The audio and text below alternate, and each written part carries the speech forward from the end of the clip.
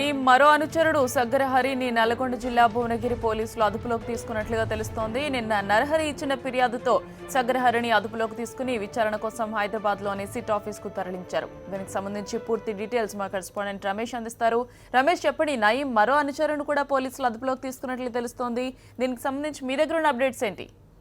గౌతమి, సగ్గర హరి కాకినాడ ప్రాంతానికి చెందినవాడు. గత 20 సంవత్సరాలుగా కాకినాడ నుంచి వచ్చి భువనగిరిలో సెటిల్ అయిన వ్యక్తి. తనకి నయీం తో పూర్తిగా సంబంధాలు ఉన్నట్టు కూడా తెలిసింది. భువనగిరి ప్రాంతంలోని మొత్తం రియల్ ఎస్టేట్ వ్యాపారాలను కానీ అక్కడ వ్యాపారం నిర్వహించే బలవంతంగా అతన్ని బెదిరింపులకు గురి చేస్తూ నయీం వద్దకు తీసుకెళ్లి కూడా సెటిల్మెంట్ చేయిస్తారని ఆరోపణలు ఎదుర్కొంటున్నారు. ఆ ఆరోపణలో భాగంగానే నిన్న ఎవరైతే ఉన్నారో నందిని ఎలక్ట్రికల్ యజమాని నరహరి పోలీసులకు ఫిర్యాదు చేయడం జరిగింది. సగ్గర హరినే తమను షాపు వద్దకు వచ్చి బలవంతంగా తీసుకెళ్లి నయీం వద్దకు కూడా చేర్పించాలని చెప్పారు. అందులో భాగంగానే భువనగిరి పోలీసులు సగ్గర హరిని అదుపులోకి తీసుకొని సిట్ అధికారులకు అప్పగించడం జరిగింది. మొత్తం మీద భువనగిరిలో చాలా మంది బాధితులు కూడా ఇంకా వెలుగులోనికి వస్తున్నారు. నిన్న నరహరి ఇచ్చిన ఫిర్యాదు మేరకు సగ్గరని చేశారు. సగ్గర హరి చూసినట్లయితే ఇతను దందాలు సెటిల్మెంట్ లో పాల్గొంటారని చెప్తున్నారు. మొత్తం కూడా మార్కెట్ వ్యాపారులని రియల్ ఎస్టేట్లని భయభ్రాంతులకు గురి చేస్తూ